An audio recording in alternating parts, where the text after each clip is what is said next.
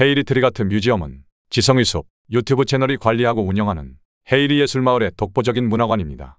파주의 통일동산에 자리 잡은 헤이리 예술마을은 비슷한 사례도 찾기 힘들 정도로 독보적인 전국 100대 관광지입니다.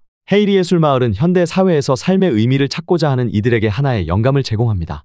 우리가 살아가는 동안 진정으로 중요한 것은 무엇인지, 어떻게 하면 우리 삶에 더 깊은 만족과 의미를 가져올 수 있는지에 대해 다시 한번 생각해 보게 만드는 거죠. 결국 헤이리안들처럼 삶의 깊은 만족과 행복을 추구하는 것은 우리 각자가 자신의 삶에서 의미 있는 것들에 더 집중하고 개인적 성취를 넘어서 공동체와의 연결을 중시하는 데에서 시작될 수 있어요. 힘들게 노력을 하고 부산을 떠는 것은 무엇 때문인가? 탐욕과 야망을 품고 부를 추구하고 권력과 명성을 얻으려는 목적은 무엇인가? 치열하게 노력을 해서 뭔가를 손에 넣었다 하더라도 여전히 불안한 것은 왜일까? 행복이 여전히 멀어 보이는 것은 또 왜일까? 우리가 왜 사는가에 대한 답을 못 찾기 때문은 아닐까? 혹은 우리 영혼의 안식처인 공동체가 무너지고 있기 때문은 아닐까? 젊을 때는 일과 사랑만 있으면 좋겠다.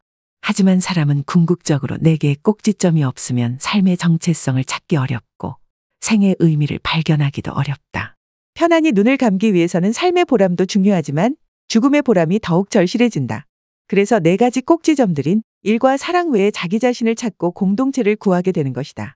그 중에서도 가장 중요한 것이 사람에 따라서는 종교를 꼽기도 하지만 공동체다.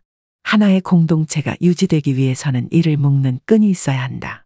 지역, 언어, 혈연 등이 눈에 보이는 끈이라면 구성원 간의 연대감은 보이지 않는 끈이다. 그런데 이 보이지 않는 끈이 문제다. 자기가 현재 사는 집을 최후의 안식처로 여기는 사람들이 적다는 것은 차라리 부수적인 문제다.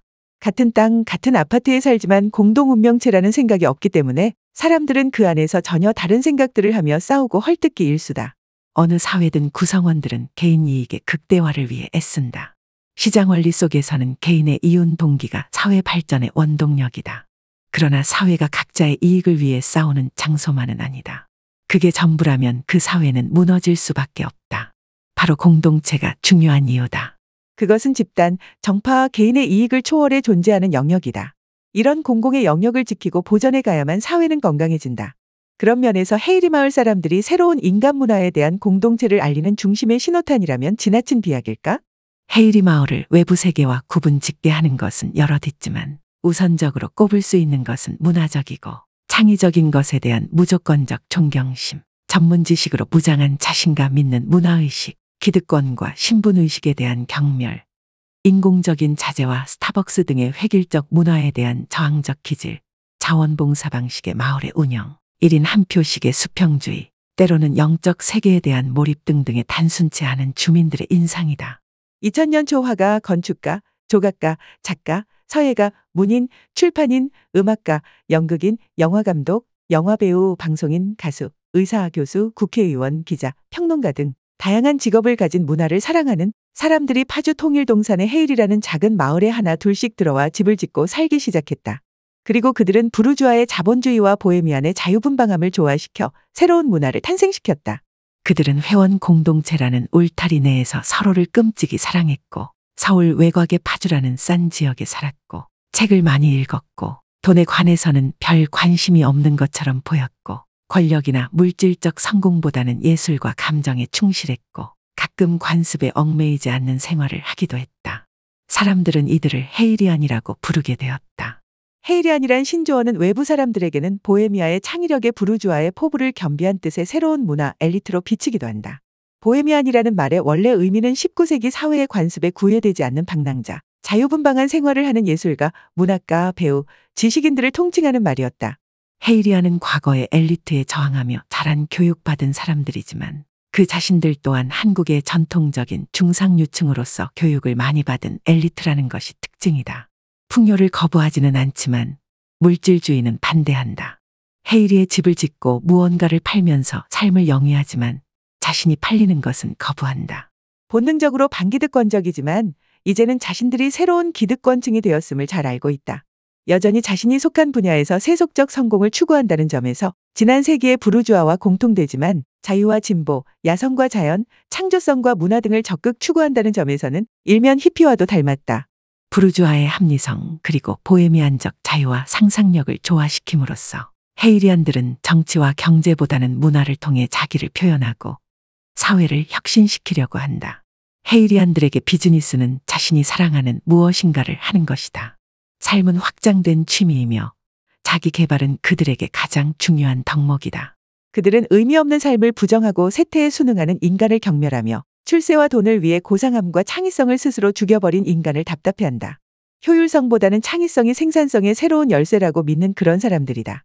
그들의 목적은 자기 자신 속에서 최고의 세계를 발견해내는 것이다. 그리하여 헤이리에서 일은 평생 직업이 되고 천직이 된다. 그들은 근로자가 아니라 예술가처럼 일한다. 그들에게 일은 영적인 자아와 지적 개발을 이룰 수 있는 일종의 자기 표현 방법인 것이다. 그들은 헤이리 내의 모든 조직을 하나의 기계로 인식하지 않는다. 그것들을 변화로 가득 찬 유기체로 인식하고 있다. 그러므로 그들은 기계의 나사나 톱니바퀴가 아니다. 자원봉사를 할 때도 조직 속에서 일을 하지만 조직의 가치 못지않게 자신의 가치를 존중하는 자신감과 적극성으로 무장되어 있다. 조용히 살기를 바라는 그들은 고상한 자기 중심자들이다. 헤이리안들에게 일터란 자극을 받는 곳, 재미있는 곳, 서로를 발견하는 사회적 장소이다. 그곳에서 그들이 하는 것은 비즈니스가 아니다. 그들은 그곳에서 논다. 일터는 바로 놀이터인 것이다. 그러나 수평적 사회를 지향하는 헤이리안들 사이에서도 스스로의 정체성을 놓고 논쟁이 벌어지기도 한다. 대립의 핵심에는 늘 세속적 성취의 가치와 감수성에 대한 대조적 평가가 있지만 주류 의견은 늘 같다. 바깥 세상에서는 상업적 성공과 공적인 평판에 기초하여 지위가 부여된다면 헤이리안들에게는 고급 아파트나 우아한 옷을 살 수 있는 능력보다 더 중요한 것은 세상을 예민하게 받아들일 수 있느냐, 감정의 주요한 저장소인 예술의 관람자나 창조자로서 헌신할 수 있느냐 하는 것이다. 헤이리안의 가치 체계에서 순교자적 인물은 글을 쓰거나 그림을 그리거나 음악을 만들기 위해 또는 여행이나 친구나 가족에게 헌신하기 위해 안정된 직장과 사회의 존경을 희생한 사람들이다.